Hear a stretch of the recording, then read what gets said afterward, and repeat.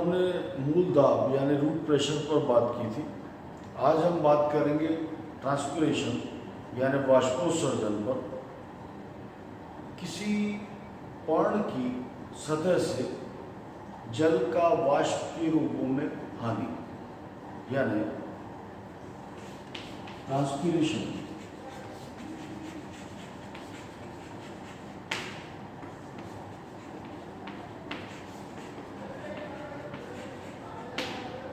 Loss of water है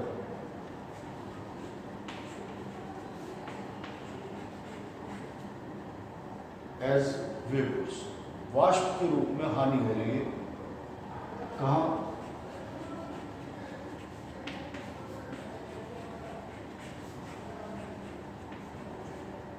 from aerial green parts of the plant. जैसे पर्ण है, पर कुछ प्लांट्स में ये काम लीफ की सरफेस से ना होकर स्टेम सरफेस से भी होता है।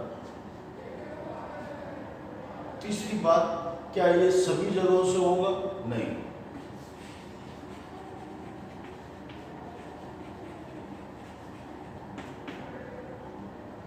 ये विशेष प्रकार की ओपनिंग्स के थ्रू होता है। इन स्पेशल ओपनिंग्स को स्टोमेटा नाम दिया जाता है। हालांकि ट्रांसपिरेशन में लॉस जो हो रहा है वाटर का, वो वेपर्स की फॉर्म में हो रहा है, लेकिन फिर भी ये वेपराइजेशन यानी वाष्पीकरण से एक भिन्न प्रक्रम है। किस रूप में भिन्न है? वाष्पीकरण में भी वाटर का लॉस वेपर्स की फॉर्म में है, यहाँ भी वेपर्स की फॉर्म में वाटर का लॉस हो रहा है, पर बाकी सारी चीज़ें अलग हैं। जैसे ये एक फिजियोलॉजिकल फिनोमिना यानी कारिकीय प्रक्रम है, जबकि वाष्पीकरण एक भौतिक प्रक्रम है, एक फिजिकल प्रोसेस होता है। अगली बात, यहाँ पर जब भी ये प्रोसेस चलेगा, ये पर्पसफुल प्रोसेस है, इसका एक कार्य है और इसका प्रमुख कार्य होता है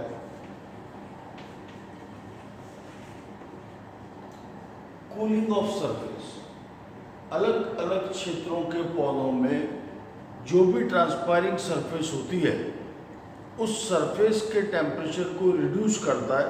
ये जो लॉस्ट वेपर्स हैं, ये उस सरफेस के आसपास एक ह्यूमिड एनवायरनमेंट बनाकर रखती हैं, एक आर्द्र वातावरण बनाकर रखती हैं, ताकि सतह का टेम्परेचर अचानक से बढ़े नहीं। तो कूलिंग ऑफ सरफेस इसका एक प्रमुख कार्य है। इसके अलावा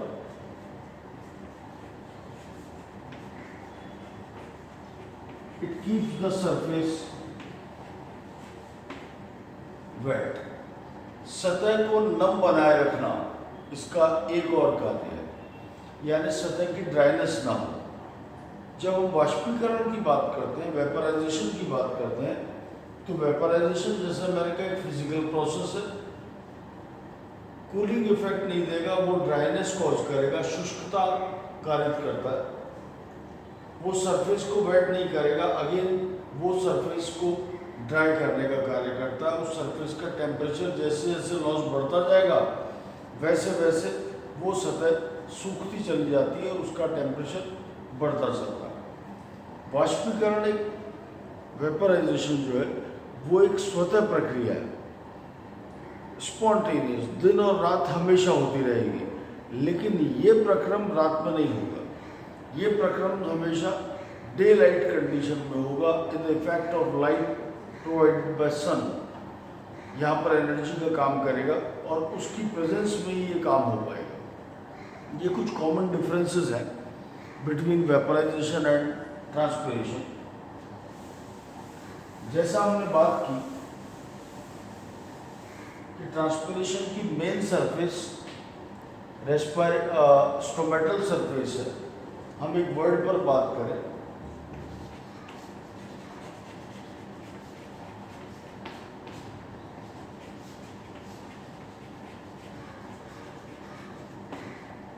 what is called stomatal apparatus। Stomatal apparatus यानी रंध्रीय उपकरण से हमारा मतलब है। स्टोमेटा क्या है वास्तव में? स्टोमेटा एक टाइनी अपर्चर है, जैसा हम छोटी क्लासेस से पढ़ते आए हैं कि ये एक टाइनी अपर्चर होता है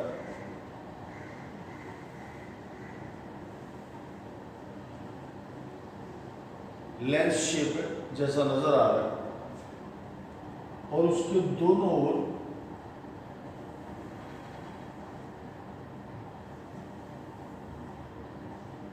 दो गार्ड सेल, द्वार कोशिकाएं। इसके अतिरिक्त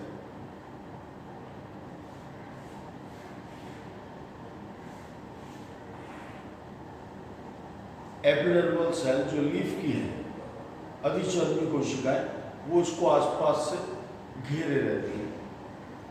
यहां पर हम फिर से देखें,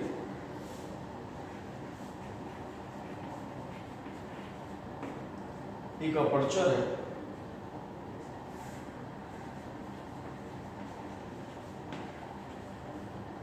गार्ड सेल जो दो हैं, द्वार कोशिकाएं नजर आ रही हैं,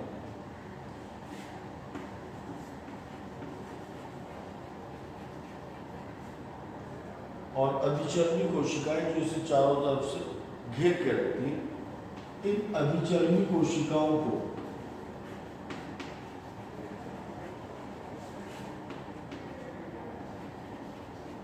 सब्सिडियरी सेल यानी सहायक कोशिका या अधिचर्मी कोशिका, दोनों नामों से कहा जाता है। इन तीन आइटम्स को मिलाकर aperture, guard cell and this epidermal cell, तीनों को मिलाकर कहा जाता है स्टोमेटल एपरेटस। यहाँ हमें कुछ खास बातें गार्ड सेल के स्ट्रक्चर में और नजर आ रही हैं, जैसे गार्ड सेल की जो वॉल है, अपर्चर साइड की जो वॉल है, वो थिक है, मोटी है, और मोटी होने के साथ साथ वो वॉल इलास्टिक भी है, यानी लचीलापन है। जबकि जो आउटर वॉल है वो थिन है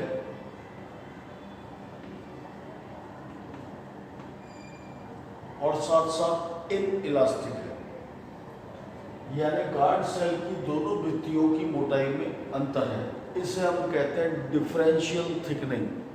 विभेदात्मक मोटाइयां यहाँ पर पाई जा रही हैं। अंदर की वॉल थिक होने के साथ इलास्टिक है और बाहर की वॉल थिन होने के साथ साथ इन इलास्टिक है। इसके अलावा यहाँ पर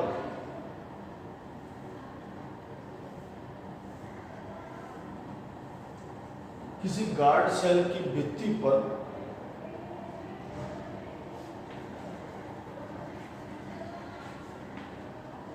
अरीय क्रम में सेल्यूलोज के माइक्रोफाइब्रिल जमा पाए जाते हैं, जिन्हें रेडियल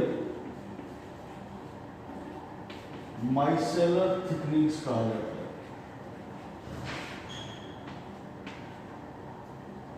माइसल जो शब्द है, ये कोशिका भित्ति से संबंधित शब्द है। जब सेल्यूलोज के सूक्ष्म तंतुओं का जमाव होता है, उन जमावों को माइसेल कहा जाता है। जब सुनिश्चित गिनती में सेल्यूलोज के तंतु जमा होते हैं, अणु जमा होते हैं, तब उसे माइसेल कहा जाता है। ये सारे माइसेल्स जो सेल्यूलोज के बने, ये अरीय रूप से व्यवस्थित हैं, यानी परिधि के चारों ओर गार्ड कोशिका में ये गुण पाया जाता है। वास्तव में किसी रंध्र के खुलने और बंद होने में दो तरह की प्रक्रियाएं योगदान देती हैं, एक भौतिक गुण है और एक कारिकीय गुण है।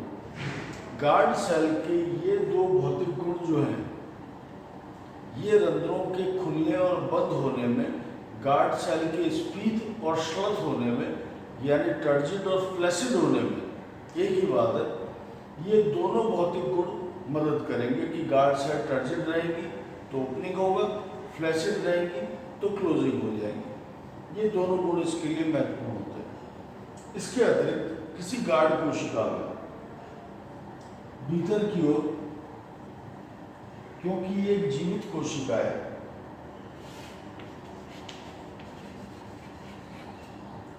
एक न्यूक्लियस पाया जाएगा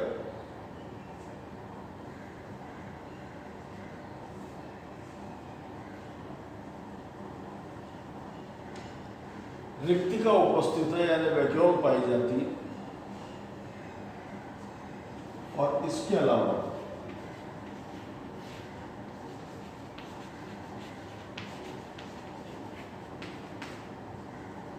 हरित लवक यानी क्लोरोप्लास्ट पाया जाता है।